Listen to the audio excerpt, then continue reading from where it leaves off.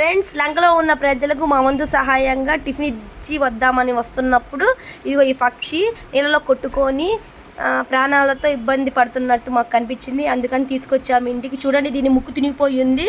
ఇది ఆకలికి అల్లాడిపోతుంటే మేము ఇంటికి తీసుకొచ్చినాక దీనికి భోజనం పెట్టాము. చూడండి ఎలా ఉందో. దీని ముక్కు తునిగిపోయి నీళ్ళలో తడిచి చాలా ఇబ్బంది పడుతుంది. ఫ్రెండ్స్ చూడండి, ఈ పక్షి పేరు అయితే మాకు తెలియదు. మీకు తెలిస్తే కామెంట్లో పెట్టండి. చాలా కలర్ఫుల్గా సూపర్గా ఉంది. మొత్తం తడిచిపోయి ఉంది. దీని నాలుక చూడండి ఎంత పొడుగ్గా ఉందో.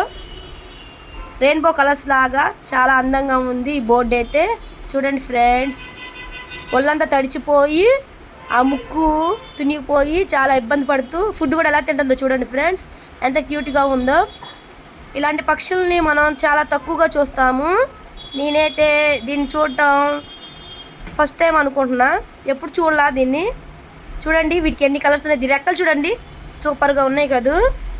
దీని నేమ్ ఏమన్నా మీకు తెలిస్తే కామెంట్లో పెట్టండి. చూడండి ఫ్రెండ్స్ ఎలా ఉందో.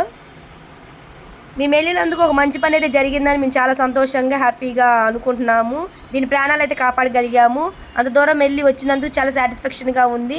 లంకలో ఉన్న ప్రజలకి కొంచెం మా వంతు సహాయంగా టిఫిన్ ఇచ్చాము. అలాగే ఈ బోర్డుని అయితే కాపాడగలిగాము. ఫ్రెండ్స్ చూడండి ఎలా ఉందో. ఇవాళ వెళ్ళటం చాలా హ్యాపీగా అనిపించింది. చూడండి, చాలా పెయిన్గా ఉందనుకుంటా ఫ్రెండ్స్. అది సరిగ్గా కూర్చోలేకపోతుంది, నుంచోలేకపోతుంది. చూడండి, ఇది ఇంకా పిల్లే అనుకుంటున్నాం ఫ్రెండ్స్. నీళ్ళల్లో కొట్టుకొని వచ్చిందా, మరి ఏదైతే ఏమైనా దెబ్బలు అయితే తగిలినాయా, ఏ బోర్డు అయినా పొడిచిందో ఏమో కానీ చాలా ఇబ్బంది పడుతూ ఉంది. ముక్కు కూడా సగం తునిగిపోయి ఉంది. చూడండి ఎలా ముడుచుకుంటుందో.